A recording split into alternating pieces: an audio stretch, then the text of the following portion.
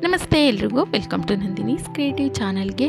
ಥಂಡಿ, ಶೀತ, ಕೆಮ್ಮು, ಕಫ, ಅಲರ್ಜಿ, ಒಣ ಕೆಮ್ಮು, ಒಣ ಕಫ ಇದೆಲ್ಲ ಕಡಿಮೆ ಆಗುತ್ತೆ ಈ ಒಂದು ಮನೆಮದ್ದನ್ನು ಬಳಸೋದ್ರಿಂದ. ಇನ್ನು ಇದನ್ನು ಮಾಡ್ಕೊಳ್ಳೋದು ತುಂಬ ಸುಲಭ, ಅಷ್ಟೇ ಎಫೆಕ್ಟಿವ್ ಆಗಿರುತ್ತೆ, ಜೊತೆಗೆ ಅಷ್ಟೇ ರುಚಿಯಾಗಿ ಕೂಡ ಇರುತ್ತೆ. ಇನ್ನು ಶೀತ, ಕೆಮ್ಮು, ಕಫ ಎಲ್ಲವನ್ನು ದೂರ ಮಾಡ್ತಾ ಹೋಗುತ್ತೆ.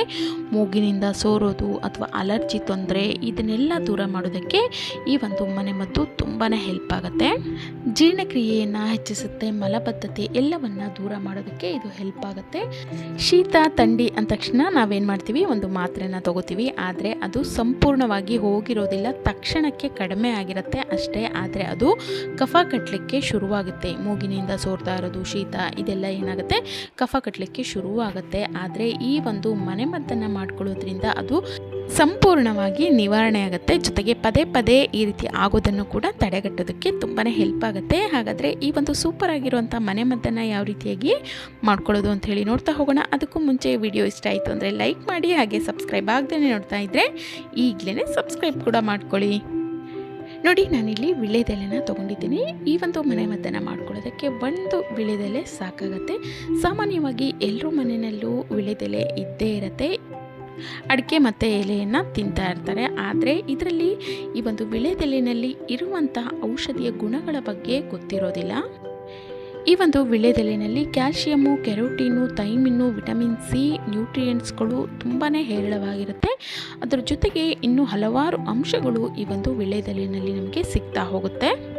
ಈ ಒಂದು ವಿಳ್ಯದೆಲೆ ಆ್ಯಂಟಿ ಡಯಾಬಿಟಿಕ್ ಏಜೆಂಟಾಗಿ ಕೆಲಸ ಮಾಡುತ್ತೆ, ಕೊಲೆಸ್ಟ್ರಾಲನ್ನು ಕಡಿಮೆ ಮಾಡುತ್ತೆ, ಆ್ಯಂಟಿ ಕ್ಯಾನ್ಸರ್ ಏಜೆಂಟಾಗಿ ಕೆಲಸ ಮಾಡುತ್ತೆ, ನಮ್ಮ ಜೀರ್ಣಕ್ರಿಯೆಯನ್ನು ವೃದ್ಧಿ ಮಾಡುತ್ತೆ. ಹೀಗೆ ಒಟ್ಟಾರೆಯಾಗಿ ಇದು ನಮ್ಮ ಹೆಲ್ತ್ ಇಂಪ್ರೂವ್ ಮಾಡುವಂತಹ ಪ್ರತಿಯೊಂದು ಅಂಶವೂ ಈ ಒಂದು ವಿಳ್ಯದೆಲೆಯಲ್ಲಿ ಅಡಗಿದೆ. ಹಾಗಾಗಿ ಈ ಒಂದು ವಿಳ್ಯದೆಲೆನ ನಾವು ಪ್ರತಿದಿನ ಬಳಸೋದ್ರಿಂದ ತುಂಬಾ ಒಳ್ಳೆಯದು.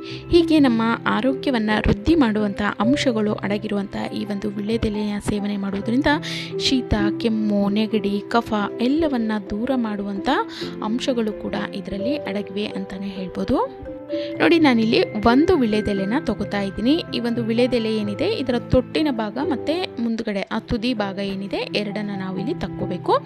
ಇದರೊಟ್ಟಿಗೆ ನಾವು ಇನ್ನೊಂದು ಪದಾರ್ಥವನ್ನು ಸೇರಿಸ್ಕೋಬೇಕು. ಇದನ್ನು ಅಜ್ವೈನ್ ಅಥವಾ ಓಂ ಕಾಳು ಅಂತ ಹೇಳಿ ಕೂಡ ಕರೀತಾರೆ. ಇದು ಕೂಡ ಅಷ್ಟೇ ನಮ್ಮ ಆರೋಗ್ಯವನ್ನು ವೃದ್ಧಿ ಮಾಡುವಂಥ ಒಂದು ಅದ್ಭುತವಾದಂಥ ಪದಾರ್ಥ ಅಂತಲೇ ಹೇಳ್ಬೋದು. ಈ ಒಂದು ಓಂ ಕಾಳನ್ನು ಸೇವನೆ ಮಾಡೋದ್ರಿಂದ ಶೀತ, ಥಂಡಿ ದೂರ ಮಾಡುತ್ತೆ, ಜೀರ್ಣಕ್ರಿಯೆಯನ್ನು ಹೆಚ್ಚು ಮಾಡುತ್ತೆ. ಇನ್ನು ಕಟ್ಟಿರುವಂಥ ಕಫವನ್ನು ಕಡಿಮೆ ಮಾಡೋದಕ್ಕೆ ಇದು ಒಂದು ಅದ್ಭುತವಾದಂಥ ಔಷಧಿ ಅಂತಲೇ ಹೇಳ್ಬೋದು. ನೋಡಿ, ನಾನಿಲ್ಲಿ ಒಂದು ಅರ್ಧ ಟೀ ಸ್ಪೂನ್ ಆಗೋಷ್ಟು ಈ ಒಂದು ಓಂ ಕಾಳನ್ನು ತೊಗೋತಾ ಇದ್ದೀನಿ. ಅದಕ್ಕಿಂತ ಹೆಚ್ಚು ಬೇಡ ಅಂತ ಅನಿಸುತ್ತೆ. ನಾವು ಇದನ್ನು ಪ್ರತಿದಿನ ಸೇವನೆ ಮಾಡಬೇಕಾಗಿರೋದ್ರಿಂದ ಇದನ್ನು ಅರ್ಧ ಟೀ ಸ್ಪೂನ್ ಅಷ್ಟು ತೊಗೊಂಡ್ರೆ ಸಾಕಾಗುತ್ತೆ. ನಾನು ಮೊದಲೇ ಹೇಳಿದಾಗೆ ಈ ಒಂದು ವಿಳ್ಯದೆಲೆಯ ತೊಟ್ಟಿನ ಭಾಗ ಮತ್ತು ಮುಂದುಗಡೆ ತುದಿ ಭಾಗ ಎರಡನ್ನು ನಾವು ತೆಕ್ಕೋಬೇಕಾಗತ್ತೆ. ನಂತರ ಇದನ್ನು ಹೀಗೆ ಕೂಡ ನೀವು ತಿನ್ಬೋದು. ವಿಳ್ಯದೆಲೆ ಮತ್ತು ಅಜ್ವೈನ್ ಹಾಕಿರೋದ್ರಿಂದ ಸ್ವಲ್ಪ ಬಾಯಿಗೆ ಖಾರ ಅನಿಸುತ್ತೆ, ಅಥವಾ ಹಾಗೆ ಕೂಡ ತಿನ್ನೋದಕ್ಕೆ ಅಷ್ಟು ರುಚಿ ಇರೋದಿಲ್ಲ. ಅದಕ್ಕೋಸ್ಕರ ಅದ್ರ ಜೊತೆಗೆ ನಾನಿಲ್ಲಿ ಜೇನುತುಪ್ಪವನ್ನು ಸೇರಿಸ್ತಾ ಇದ್ದೀನಿ. ನೋಡಿ, ಜೇನುತುಪ್ಪ ಸೇರಿಸೋದ್ರಿಂದ ಇದರ ರುಚಿ ಕೂಡ ಹೆಚ್ಚಾಗುತ್ತೆ. ಜೊತೆಗೆ ಇದು ಶೀತ, ಥಂಡಿ, ಕಟ್ಟಿರುವಂಥ ಕಫ ಇದನ್ನು ಕಡಿಮೆ ಮಾಡೋದಕ್ಕೂ ಕೂಡ ಈ ಜೇನುತುಪ್ಪ ತುಂಬಾ ಹೆಲ್ಪ್ ಮಾಡುತ್ತೆ.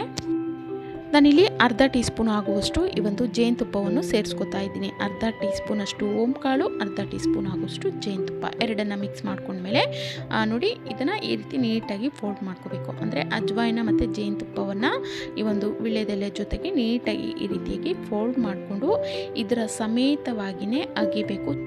ಅಗದುಬಿಟ್ಟು ನುಂಗಬೇಕು. ಈ ರೀತಿ ಮಾಡೋದ್ರಿಂದ ಮೂಗಿಂದ ಸೋರ್ತಾ ಇರುತ್ತಲ್ಲ, ತುಂಬ ಶೀತ ಆಗಿ ತಕ್ಷಣದಲ್ಲೇ ಕಡಿಮೆ ಆಗುತ್ತೆ. ಇನ್ನು ಕಟ್ಟಿದಂಥ ಕಫ ಕರಗಲು ಶುರುವಾಗುತ್ತೆ.